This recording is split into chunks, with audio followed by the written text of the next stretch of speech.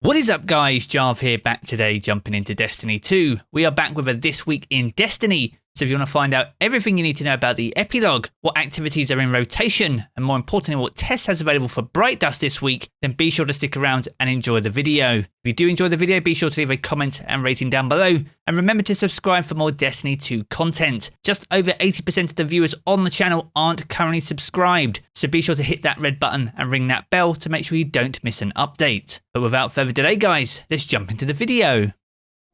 Now before we jump into the meat of today's video, I want to once again invite you all to the Jarv Community Hub. This is our fast growing community Discord with nearly 6,500 incredible Guardians. So if you'd like to talk about Destiny, share your god rolls of the latest loot, or get a fire team together to get things done, then be sure to jump in. It's available to absolutely everyone, and the link to the Discord can be found down in the video description below. Now jumping back into today's video, another week and another weekly reset is upon us. We are in week 14 of Season of the Splicer, and as a result we have the Epilogue taking place upon the reset on the 10th of August. Now the Epilogue will last for 2 weeks and sees an excursion take place in the last safe city on Earth. Now as part of the Vex assault on the last city, we need to collapse their Vex network once again, and it's with that in mind we get a brand new override taking place in the last city itself. And the override takes place in Botsa Ruins in the Elichni camp, and we even have the modifiers available for that activity itself. We have Air Superiority, where flying units do increased damage, alongside Denial, where Taken Vandals summon their shields significantly more often. And these two modifiers are alongside Barrier and Unstoppable champions. So as well as fighting Vex in the last city, it looks like we'll be taking on Taken 2, which as you can imagine will have some massive story and lore implications. Now we're not going to cover any of the story or lore in this video today, but this week's weekly reset is not one you're going to want to miss. Now the Epilogue is a 2-week event, so it's unlikely we'll get the season's finale this week. But with that being said, things are about to go down in the last safe city. Now alongside the Epilogue, we also have a raid challenge this week. We have now gone full circle with all the master raid challenges, and we return to the Gatekeeper for the Vault of Glass raid challenge this week. Now the raid challenge is called Strangers in Time, and for this you need to kill the Wyverns and Praetorians at exactly the same time. There's roughly a 5-second window in order to defeat both of those combatants. But if you can successfully complete the Strangers in Time challenge, this will grant you an extra chest for that encounter, and also the Hazen Vengeance Timelost rocket launcher. Now all the Timelost weapons come with a created role and secondary perks in the 3rd and 4th column. Now the Hazen Vengeance will guarantee to drop with overflow and cluster bombs whenever it drops for you as part of completing the challenge. Now if the other two perks aren't particularly great, then you can buy additional rolls, but in order to do that you need to complete the master version of the Vault of Glass and purchase them from the Cache of Kabir at the very end of the raid. Now Timelost weapons do cost 25 Spores of Conquest, so they are more expensive than their standard variants, but they are well worth it as they are guaranteed to drop with pretty much a god roll.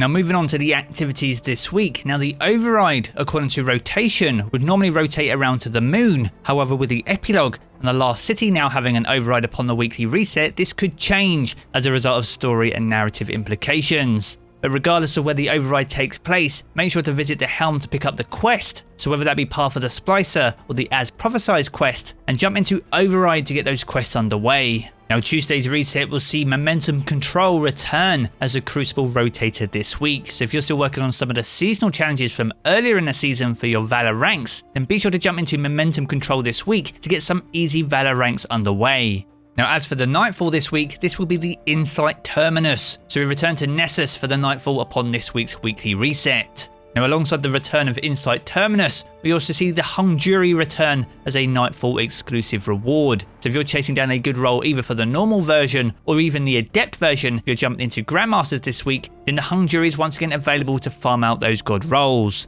Now if the Insight Terminus isn't your thing, or you're still working on your Conqueror title if you're looking to guild that this season, remember that the Grandmaster node is now available between now and the end of the season. So you can choose any Nightfall via this node and complete that on the Grandmaster difficulty. Now whilst you can change the Nightfalls, this won't change the Nightfall exclusive weapon that drops each week. So if you're looking to pick an easy Nightfall and just farm out the Hung Jury, then be sure to do so via the Grandmaster node this week. Now next up we move on to the Lost Sectors. Now the Lost Sectors in this video apply to the 10th of August only and do rotate on a daily basis. Now the Legend Lost Sector, the 1310 difficulty, can be found on the Perdition Lost Sector over on Europa. Now if you can complete this solo, then you have a very good chance of getting your hands on a brand new pair of exotic gauntlets. So if you're still chasing down god rolls from these gauntlets that were introduced with Beyond Light, then be sure to head over to Perdition on Tuesday's weekly reset. Now, as for the Master Lost Sector, the 1340 variant, this once again can be found on Europa over in the Bunker E15.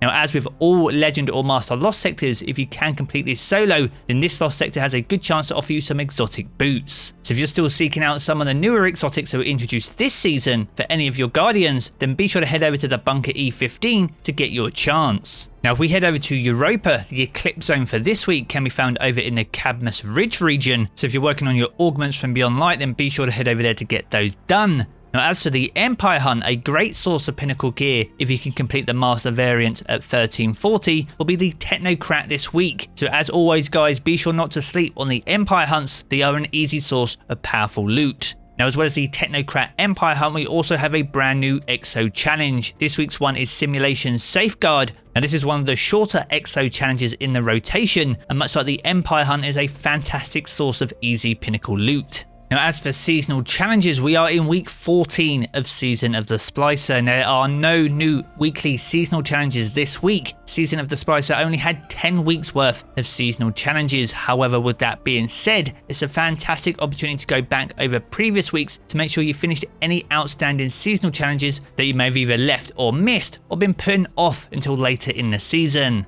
Now, it's definitely well worth doing at least 75 of your seasonal challenges, as this means you can complete the Master of All challenge, which will grant you a large bright dust pile. This is fantastic for treating yourself at Eververse either this season, or if you hold on to it, buying yourself some sweet brand new Season 15 loot from Tess upon the launch of next season. The choice is entirely yours, but be sure to get those seasonal challenges done to make sure you don't miss out. Now, next up, we have the most important part of the week, and it's what Tess has available for Bright Dust upon this week's weekly reset. Now, starting off in the Bright Dust featured section, we have the Cosmos Shell, an exotic ghost shell that was introduced this season. If this wasn't one that you picked up for silver earlier this season, then you can buy it for Bright Dust and it will set you back 2,850. Next up, we have the Cosmos Light Beam, an exotic ship once again introduced this season. So if the aesthetic of these cosmetics is right up your street, then you can buy a matching ship and this will set you back 2,000 Bright Dust. Next up, we have the Catch Flight Entrance, a transmat effect that was introduced in Season of the Hunt. If you missed out on this, you can pick it up right now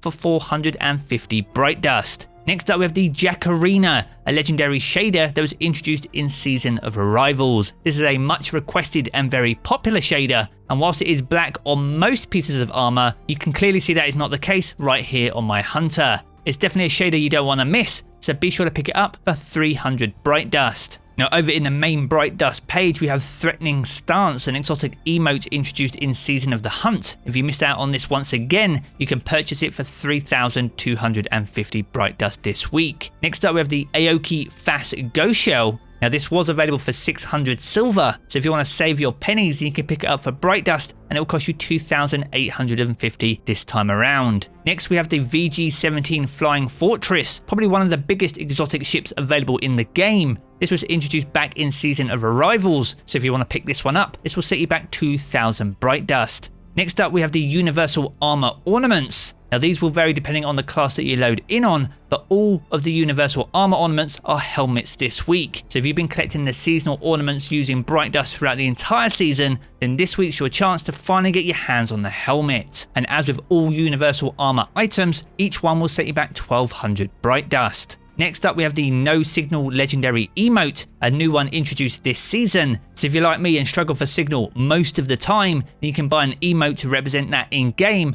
and this will set you back 700 Bright Dust. Next up, we have the Conscripted Weapon Ornament, an exotic weapon ornament for the Traveler's Chosen exotic sidearm, a much nicer weapon ornament than the original one that was introduced. So if this is your thing, then you can pick this up for 1,250 Bright Dust. And the final item on offer is the Atheon Projection, a new ghost projection introduced this season. And if you're collecting these, this will set you back 1,500 Bright Dust.